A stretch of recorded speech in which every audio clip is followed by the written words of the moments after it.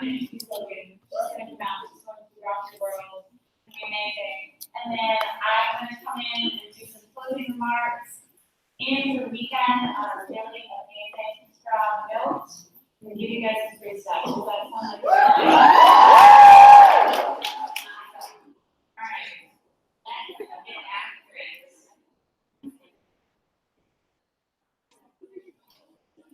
Welcome to our sixth and final keynote speaker of her conference 2018. Logan moved to Los Angeles when she was 14 years old to pursue an acting career and quickly found success. Cast as recurring characters on Summerland and Ned's Declassified.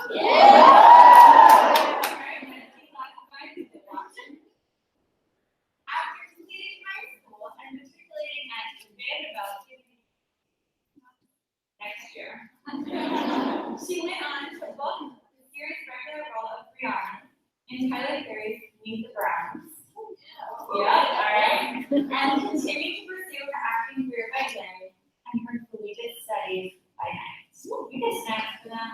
Yeah. After moving back to Los Angeles and scoring a number of other coveted roles, our next keynote speaker now stars in the Netflix original series Dear White People as its first season to positive, rave reviews, and recently launched its second season to additional critical acclaim. She also stars opposite Allison Williams in the upcoming feature film The Perfection, a horror thriller following the story of two young cello prodigies and a sinister obsession that drives the dark pursuit of perfection. Without further ado, please join me in giving a strong first-hand welcome to Logan Browning.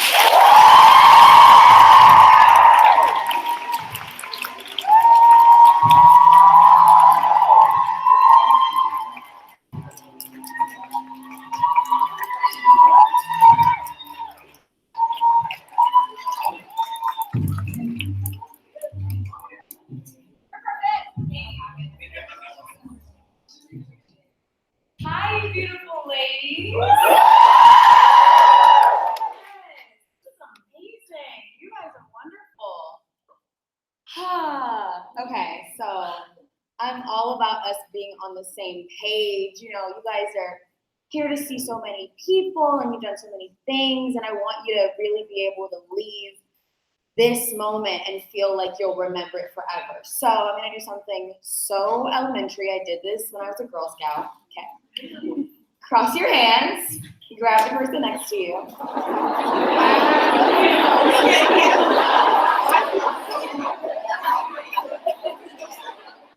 Okay, so if you're sitting on the end of the row, open your hands, open your arms. You may have to reach the person behind you because I want everyone to connect.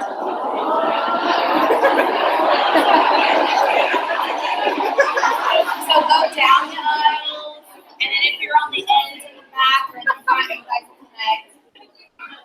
Okay, you're doing your best.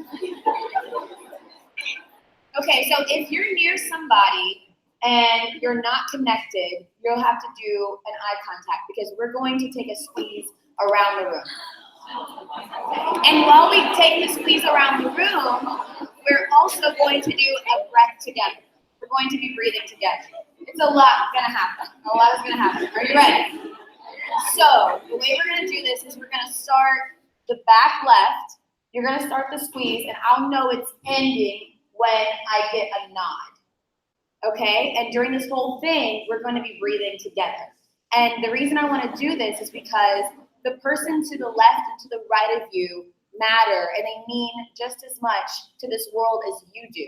And it's all of our responsibility to understand that we are feminists, whether you understand that right now or not. We all are in this together. And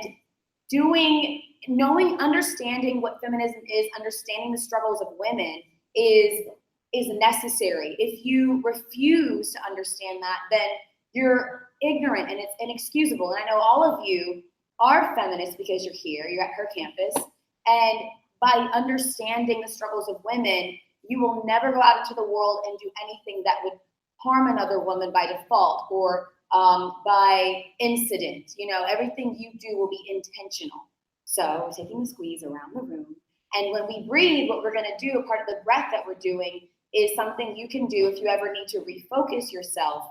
It's going to be an in and an out that is counted oddly. So that our in breath is going to go in for 8 and out for 5. And it's gonna feel really weird because you're used to doing an even breath in and out. So what that's going to do is it's going to focus your mind on thinking about your breath. And during that breath, I'm going to change our breath. You'll see. Are we ready? Okay. Are we ready in the back? And so if you're not touching someone, just either tap the person next to you or give them you need to have a physical nod, but I want it to go around. And let's go ahead and start it. Okay, so as that's going on, we're gonna start our breaths. We're gonna go in for 8 and out for 5. Ready? Let's go in together. In, 6, 7, 8, out, 2, 3, 4, 5. In, 2, 3, 4, 5, 6, 7, 8. Out, 2, 3, 4, 5. In, 2, 3, 4, 5, 6, 7, 8. Out, 2, 3, 4, 5. In, 2, 3, 4, 5. Going to 10. Keep it going. Keep it out. 2, 3, 4, 5. All the way to 10. Keep going. In, 2, 3, 4, 5, 6, 7, 8, 9, 10. And out. 2, 3, 4. All the way to 10. Let's go. In, 2, 3, 4, 5. Out. 2, 3, 4, 5. In, 2, 3, 4, 5. Out. This time go in for 8. And when you let it out, I want you to do a heavy out. Let's go. And now in, heavy. Out, heavy. Again, in, heavy. Out, heavy. Make it audible. In, heavy. Let out a yell. Out. One more time. In, heavy. Let it out. All right. Keep the squeeze going, and I'm going to talk, and I'll know when it gets to the end. Okay. All right. Where is it? Where is it? Is it here? I'm giving it to you. It jumped. Okay. It's a hop and a skip and a hop and a skip, but we get the point. You guys keep it going. I'll know when it is. You got it? You did? Okay, yeah. Oh. Okay, raise your hand if you didn't get it. All right, that's okay. You'll practice at home. You'll do the human knot with your girlfriends. We'll do this again. Okay, that's all right.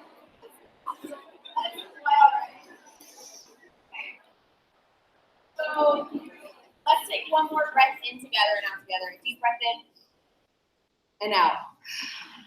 Okay, so that was great. Thank you guys for participating with me. Something that I really want to talk to you guys about, and I'm going to start kind of with what I think is most important because I want you guys to get it, is you're all surrounded by women. A lot of times you feel like you're competing with each other. And I need you to all know that you're not. You're competing with yourself and being your best self. And the idea that I'm hoping you understand behind that is instead of trying to be the best, just try to do your best. And when I say that, I mean, like, if you are an Olympian and you're trying to be the best Olympian, there is a peak, there is a cap. At a certain point, you will be the best. And then where do you go from there? You go on to another career, you have like an Under Armour campaign, et cetera, et cetera. But like, where do you go? If you are working on being the best you can every day and you set these consistent goals for yourself, you're constantly, it's an infinite success that you're able to achieve. And I say that because I can go back to my personal story. And when I did a show called Hit the Floor, which is a dance show, that was nothing, okay. When I did Hit the Floor, I did not dance when I professional dancer. I was just an actress, not just an actress. I was an actress, and I was hired to be this captain of the Devil Girls. And I'd never professionally danced in my life. And all of the other women were dancers for Pitbull and Beyonce. They were on So You Think You Can Dance and Dancing with the Stars. And so what I did was I said, okay, I can try to just be like the best and try to compete with these 14 other girls, or I can set consistent goals for myself. And what I did was I invested in myself because we shot this pilot that we didn't know was going to go to series, but I was expected once we got picked up as a series, if that were to happen, I was going to be expected to be a professional dancer. So for 8 months, I trained in ballet, jazz, tap, hip hop, not knowing if we were going to get picked up. And so that's something else I think is really important for me to share with you guys, is that in that moment, I invested my own time and my own money, and take whatever conceptions you have of actors and actresses and singers out of your head, because, you know, the money comes, but it's not, you know, I'm still investing my own money. You know, it is balancing a budget. So I invested in myself for those 8 months. And even if I never, ever, this show never got picked up, I would have already made an investment. I invested in something that I wanted to learn. I wanted to learn how to dance. Regardless of if the show ever got picked up, I now knew how to dance professionally. So that's an idea that I think I'd like for you guys to understand. Another something, it's like, and I want to give you these little anecdotes, and then I'll kind of tie it all back into me and my story and how it relates. But all of us have to treat ourselves as if we are a vehicle. And what I mean is self-care. We all are a vessel. And it is very important for us to take care of the outside, because that's what people see when you pull up to the scene, which is Taylor Missing. That's what people see. It's important for people to take you seriously, and that's your outer. But what really, really matters is how the vehicle is running, how the vessel is running. So how are you taking care of what's going on the inside? If you're not well-oiled on the inside, if you're not maintaining your personal mental health, then that vessel, that vehicle, that car is going to eventually fall apart. And so for me personally, if I see me, whether it's as an actress or online, on social media, and things look great, right? Like, got her makeup done, she got the outfit on, she's on TV, cool, things look great. Things are not always great. And that is the reality of our lives. Things, we try to make them great, but sometimes things get in the way. So what we all have to do is have a contingency plan. We have to have a pick-me-up plan. So one thing you can do right now when you go home is kind of document, think about the things, like what makes me feel better when I'm down. Or the next time you're down and you get yourself back out, kind of make a mental note.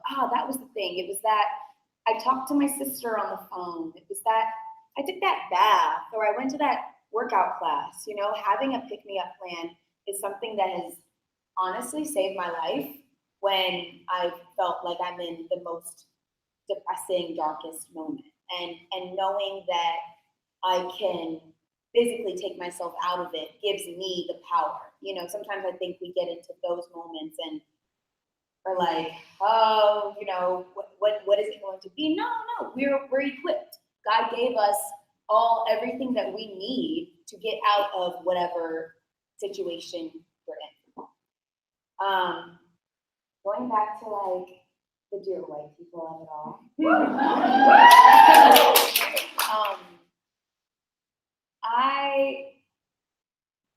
When I booked Dear White People, I auditioned for it. I had the monologue that Sam says at the end of episode 1, where she's talking about the blackface party that happened on campus. And I fell in love with this role, and it was mine. I claimed it.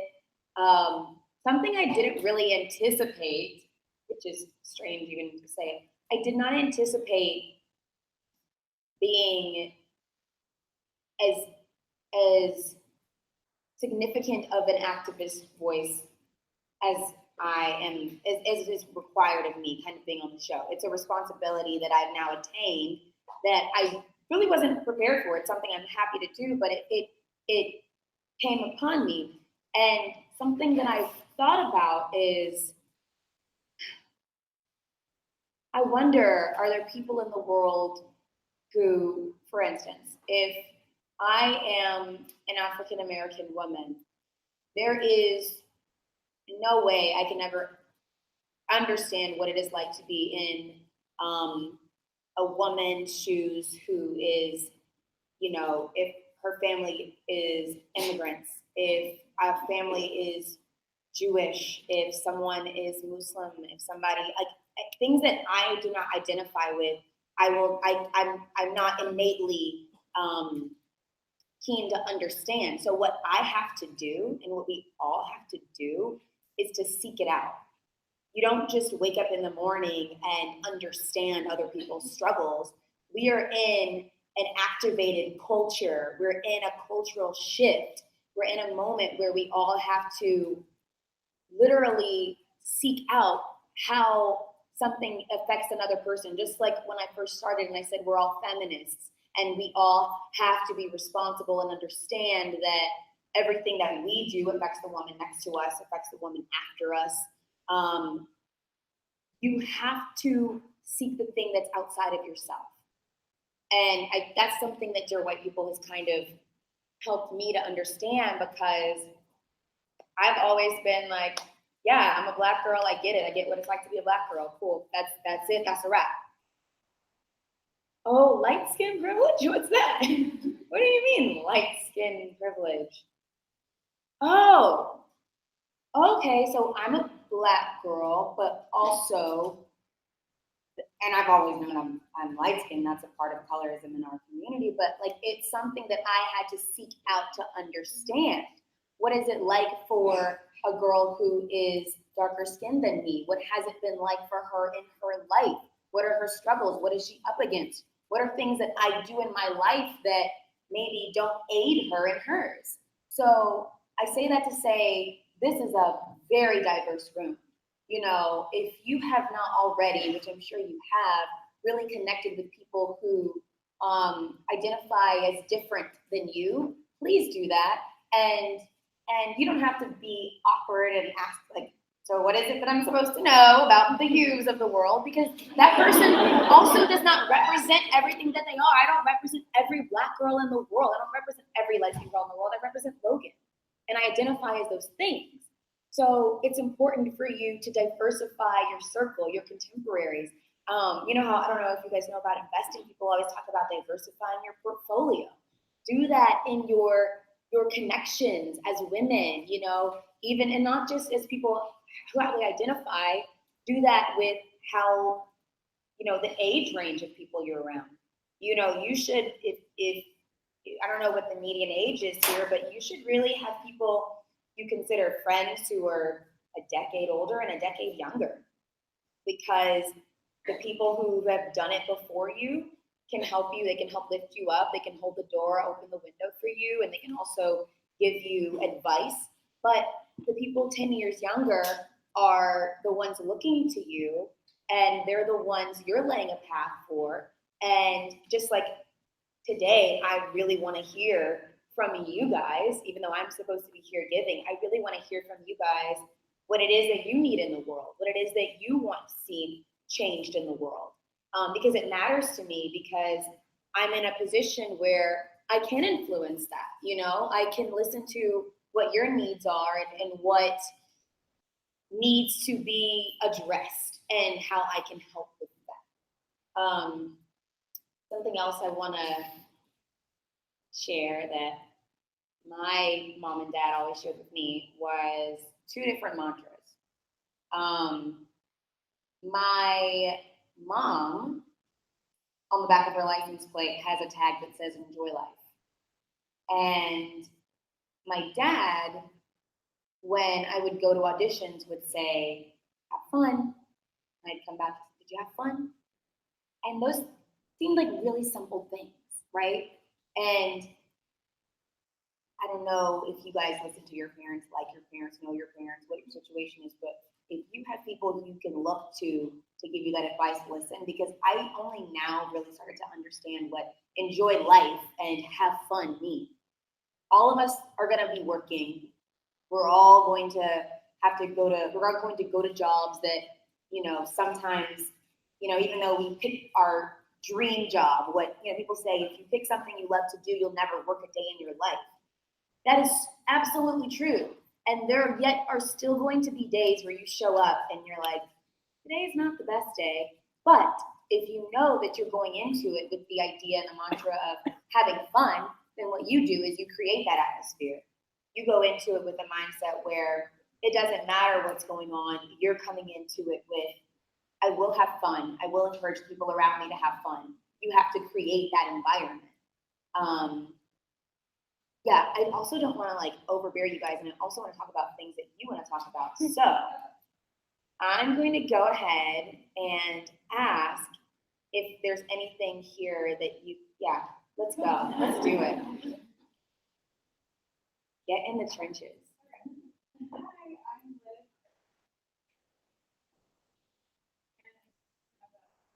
I love you and everything.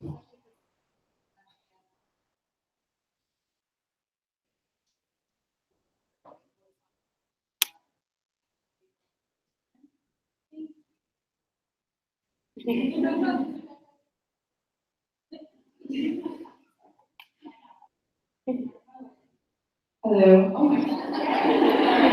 So my question is just, do you have any advice for being a woman of color in the industry? We know that is a struggle, and you guys should definitely watch Half the Picture, which is about females in that industry. Thank you. Do I have advice for women of color in the film industry? It is like any industry, we are at the bottom of the totem pole. That is a reality. Part of getting to the top is addressing the situation and understanding that. The good thing about it is people around us have also begun to realize it, and like me and Dear White People, who would have thought there could be a show about dear white people on Netflix? That's crazy. Come on, that's crazy. But it exists. It's me. So advice I would give is to be your truest self. I think that in the film industry, sometimes we can either be expected to be like what everyone else expects us to be, like a caricature version of ourselves, or to strip the parts of us that make us real and unique. And something that I've learned, and this in 15 years I've been doing this, which is also crazy, is no one else is like me. No one else is like you. You have so much to offer in your artistry as a person, as a filmmaker, as an educated young woman, and to stick in the trenches, even when you're not getting that instant gratification. I sat with my little brother yesterday, who's not little, he's very much taller than me. He is an opera singer. He lives here in New York. And all of his friends are out, they have opera contracts, and he has been working very, very hard for a very long time. Went to grad school for vocal performance and everything, and every week goes to a vocal coach. And he's like, why not me? When is it my time?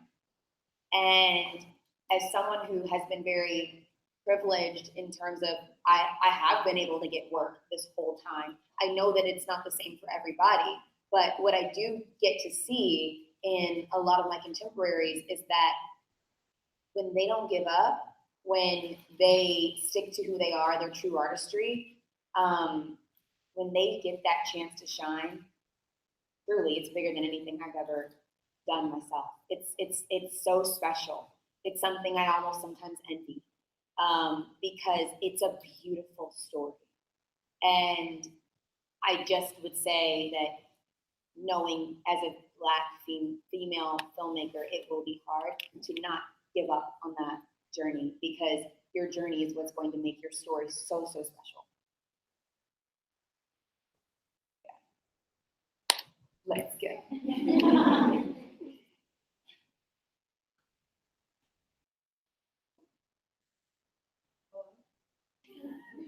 Hello, Ryan. Hello. Hi, guys. So my name's Morgan.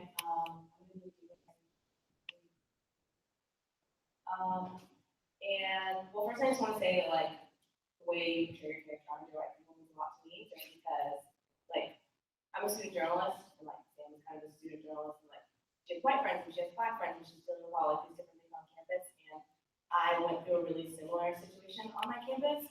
Well, actually, a lot of the situations that happened in the show happened on my campus, unfortunately. Sorry. Yeah. Oh gosh, see? Okay, cool. Great. So I'm glad that I'm not alone. Some stuff has happened that really devastated the Black community. But there's also been some stuff within the Black community at St. John's that has, been us devastating each other and hurting each other. I'm part of the student newspaper there, and basically, we have protests, like this cathartic thing that happened on campus where everyone's able to come together and tell administration, our problems and our grievances to their faces, which doesn't get to happen in a lot of schools. But when we ended up getting a town hall with the president of our school, there was a lot of fighting amongst different groups of color, like just like on the show, there's like this one group that's like Pan-African, and this other group that's like an activist group. It's like all these different groups of Black kids ended up tearing each other down in front of the administration of the school and the high school board. Which was so hard to see after like finally, feeling like you're a part of the Black community in school. So basically what I wanted to ask is based on like your experiences in the show and seeing how, there are girls like Sam, but there are also girls like Coco. They don't always fight for the same things. Sometimes they hurt each other and call it activism. How do we as Black people, even as Black females, how do we support each other without, tearing each other down when we don't always agree on how to go about our activism, How do we not make fools of ourselves in front of, the only people that can really make the change for us? I know it's like, that's like a difficult question, but. No, I appreciate the question.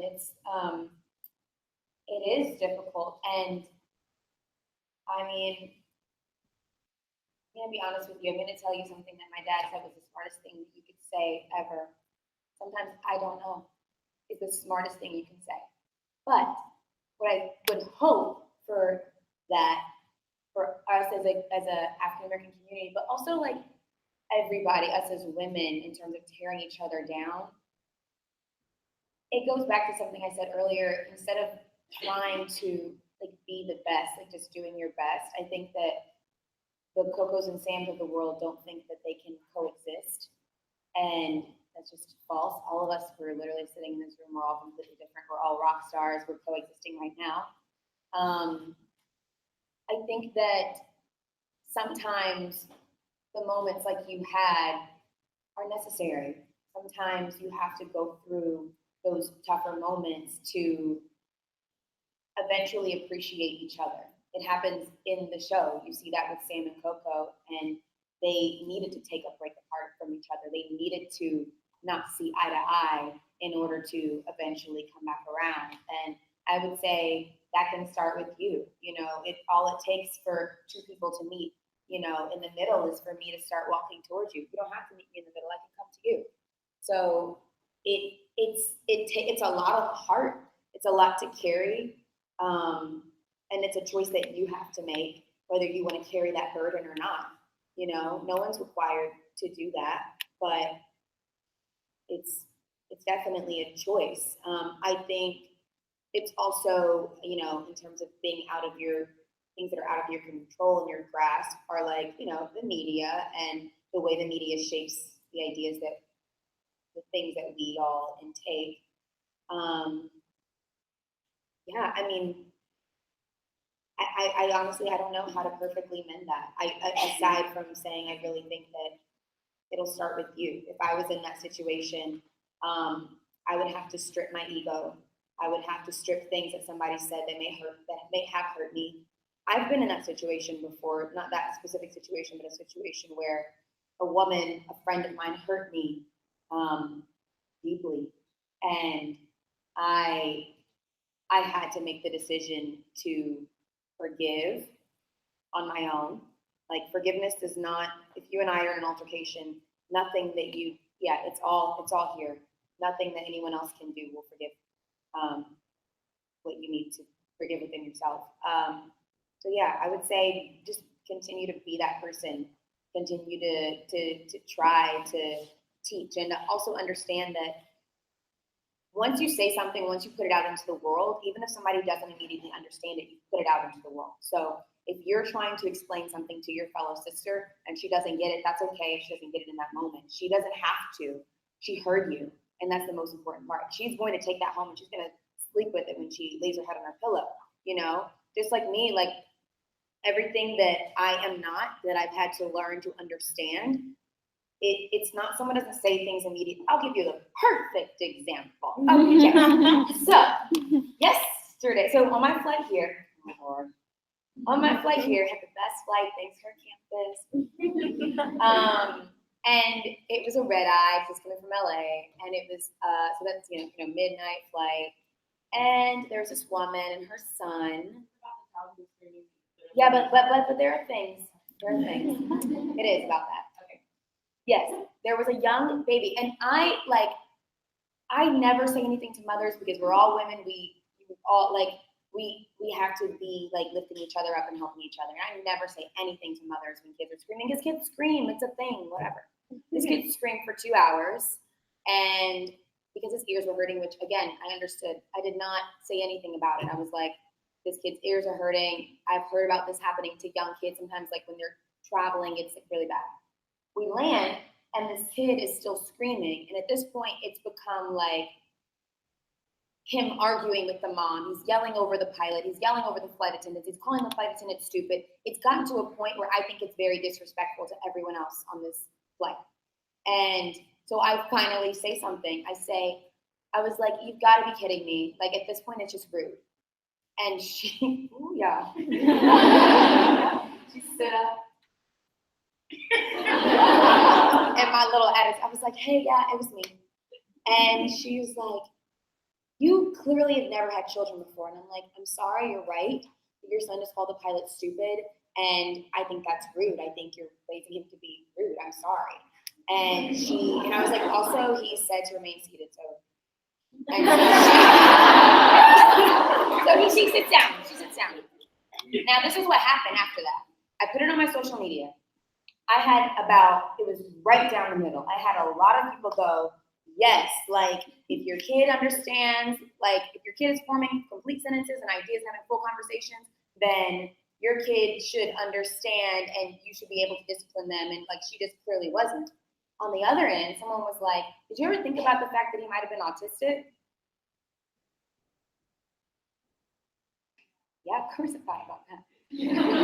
Of course I thought about that. Who wouldn't think about that? You know? And granted, I actually don't think this kid was autistic, but I actually don't know. So that was an instance where I thought I was right. I thought I was in the right to speak up. And, I was affected. I had been affected. I'm coming here. I need to sleep because I wasn't going to sleep once I got here. And I learned in that moment something that I'm always learning. It's something that I'm relearning is you're going to be wrong sometimes. And the big people in the world know how to say when they're wrong. I know how to say when I'm wrong. I hope all of you know how to say when you're wrong. Because that is how we learn. And that's how we gain perspective from other people. And then, the next time something like this happens, if I'm sitting by the person next to me and they're going through what I was going through, I can be like, hey, it might be this. Or if I see a kid, I see a mom, I see her going through something like that, maybe now I know how to address it. I can help her, just have the compassion and the empathy that, sometimes we all think we have. And I am a compassionate, empathetic person. Sometimes when I haven't gotten sleep on a red-eye flight, I don't think about all those things. But now, because someone else took the time to share with me, hey, did you think about this? I'm now recalibrated. And it doesn't just recalibrate me in terms of autism because I have two of my uncles are special needs. I know what it's like to have someone who you're out in public and they're doing things that, you know, people don't understand and you don't know how to explain it and it's kind of embarrassing, but you're also not embarrassed because it's your family and some people can be insensitive. So I say all that to say that we just need to, if it starts with you, if you share with them, you know, your side of things, they'll sleep with it and eventually they may. We have time for 2 more questions. Yeah. Oh my gosh. You shot, I mean, like you were like a rocket ship. Oh gosh. We all love you over here, that little squad. Yes, squad. Yeah, but I remember being a kid and watching that. I mean, like, oh my gosh, she's great. I was also a kid when I did that. It's just like, it's really, this is unreal. Asking you a question right now. So I kind of wrote that. So similarly to her, I went to a predominantly white school. Although they tried to be progressive, they were not. I remember being The school in general? yes, I remember being a prospective student and they had a multicultural open night and invited only minorities, which made me feel some type of way. So, and just the things that happen on the campus, a lot that happens in the show happens at. So while watching the show, what really interesting thing was from you. So you're trying to be an ally and just isn't all there. So what advice do you have for the youth for that? How they may be shot out? That's a great question. I think your question ties into the idea of, I'm going to get specific with that, but in general, how we all have to fight and make the effort to understand experiences outside of our own, and that we don't just wake up, you know, I don't wake up understanding what it's like to be, I'll never be a white woman, I'll never be an Indian woman, I'll never be a Japanese woman. I'm never going to know what that's like because it's outside of me. So I have to make the effort to figure that out. So specifically in terms of, I hate the word minority, specifically in terms of activism and how people can be allies, is to let the person who is being oppressed by whatever the circumstance is be the voice and you be the amplifier. I would never go to a rally that is about immigrants and think that I know best to speak on it. I would be there to support them. And if I needed to help someone find that voice, I would, but I'm there to amplify. And I think that's what happened. In the show, if you haven't seen the show, my character has a boyfriend who happens to be white. He is trying to help her causes, and she gives him crap about it because she feels like he's turning it into, you know, the show about him. He also brings up really good, they have a great, if you haven't watched it, it's episode 8 of season 2. From both sides, literally from both sides, it brings up really great questions. He challenges her in ways that, you know, she hadn't really thought of, you know, like, are you just raging against the system because you hate the part of you that's white? Like, dang, it's not about that. I don't know. So I think what happens with Gabe is he's trying so hard to give Sam a voice that it's becoming his narrative. It's kind of the idea of like Ocean's 8, this movie about all of these women, you know, wasn't directed by a woman. Why? Like it's the same thing. So if you are in a position, if everyone should be, if you know, hope to be an ally for someone else, you have to be the amplifier. You have to ask them how I can help. How can I help you? Attending things like protests, etc. But also, you know, we all have social media. I know this is something I notice personally. I notice when, you know, if something happens where an unarmed Black man is gunned down, or if something of that nature happens, I'll post about it. I'll post about a school shooting. I'll post about, pretty much anything. I noticed that some of my friends only post about, if it is kind of something that they relate to. And I think that's kind of where you can shift yourself as an ally. If you hope to be an ally, it is okay to share on your social media about the things that affect people who don't look like you.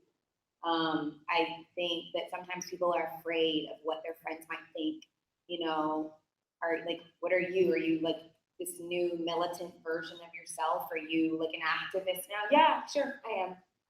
Whatever. Like, don't be afraid to share, about causes outside of the people who look like you. I think that's, and just amplifying those voices is the best way I can say to add to the games of the world.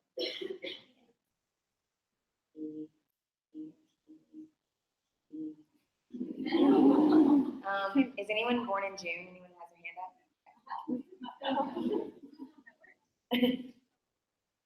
Wait, did you just say that? No. Okay. She's like, she's got your back.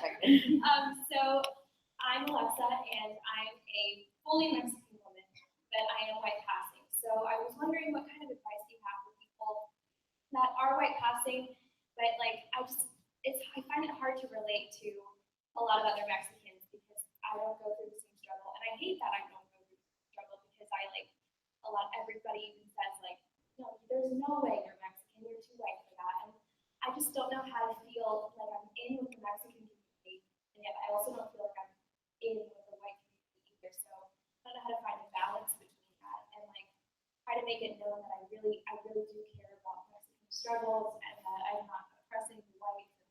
It's just so. It is a whole mess. I 1000% agree. It's a whole mess.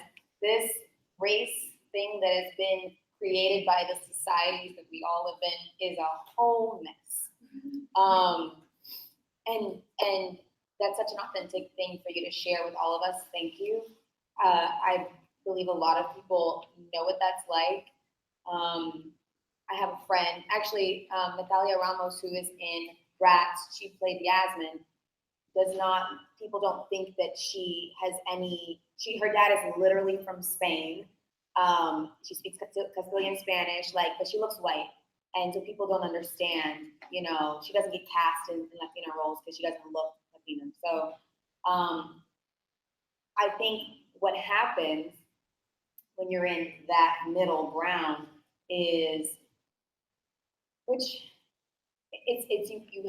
I'm all about being realistic.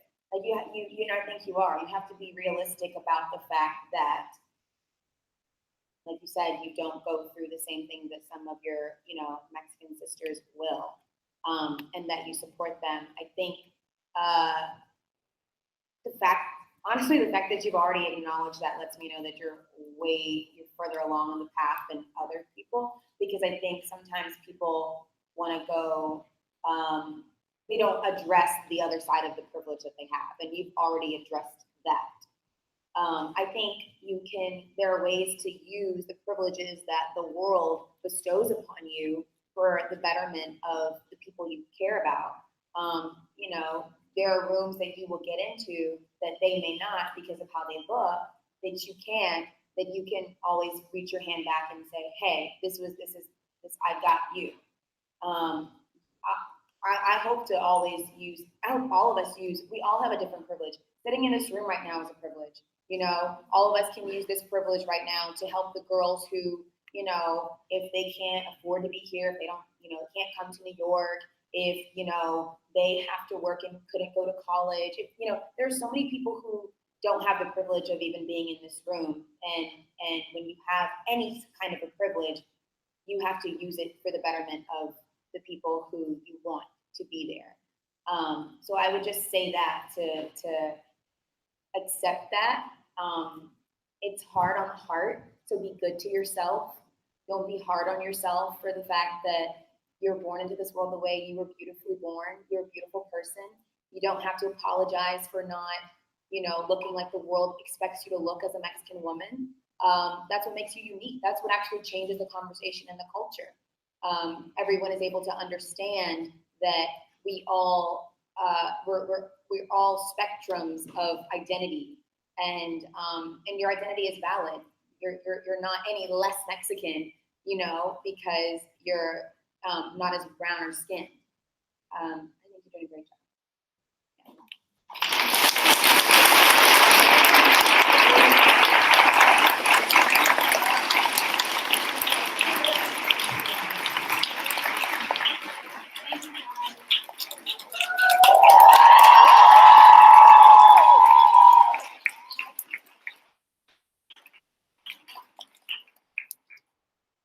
Let's do that one more time. Let's give Logan another round.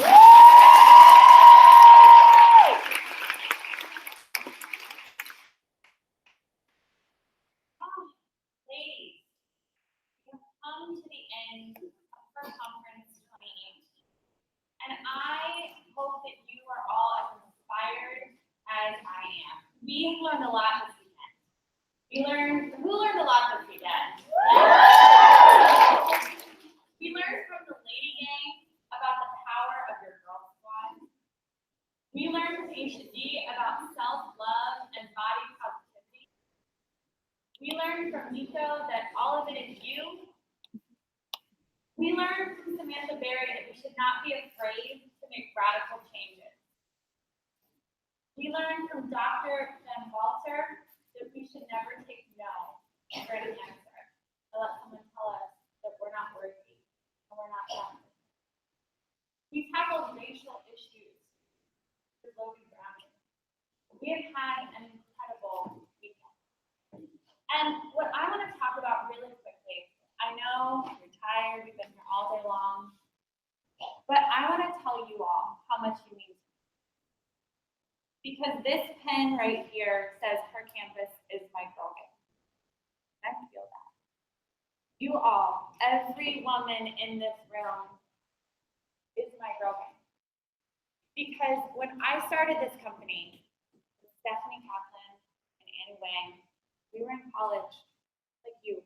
We were 20 years old. And what we wanted was to create a place where college women could be heard. We wanted to create a place where college women could start their own organizations on campus and could grow those organizations and could create opportunities for other women on campus. We founded it, but you built it, and you are building it. And I am so amazed by what every single one of you is doing. Like, I literally look at your chapters, I look at the Influencer Collective, and I'm floored. Because you all are so talented and so capable, and you're making such a difference on your campus. The women that come through her campus, who come up and talk to me and say, her campus was the best thing that I did at college, and her campus helped me launch my career, and her campus helped me find my community and my friends, and her campus helped me discover who I am. I didn't do that.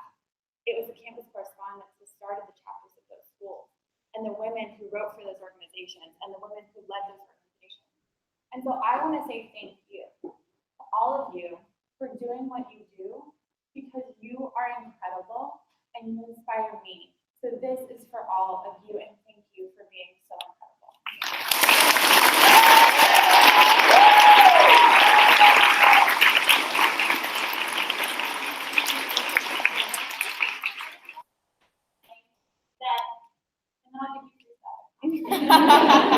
That her campus is a living, breathing, evolving thing.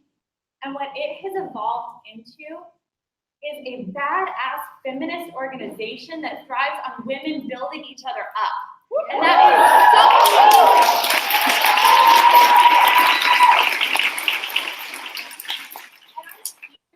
I don't know if any of you heard Hannah Orenstein or Danielle Tulo or Taylor Truden, but Hannah was our first intern at campus, and now she's a published author, and she's an editor of the Daily. Danielle founded our Fairfield chapter and was an editor at Cosmo, and now is a senior editor at House Beautiful. Taylor Truden was one of our very first national writers, and now writes for the New York Times. And they're back And they're here speaking to you. And so what I want for all of you who are attending, when you super successful in your career next year, 2 years from now, you already are, of course you already are, come and speak. Because it's up to all of us to continue the cycle of inspiring each other and building each other up, meet each other, help each other. Because this is our network. This is our community. I'm done.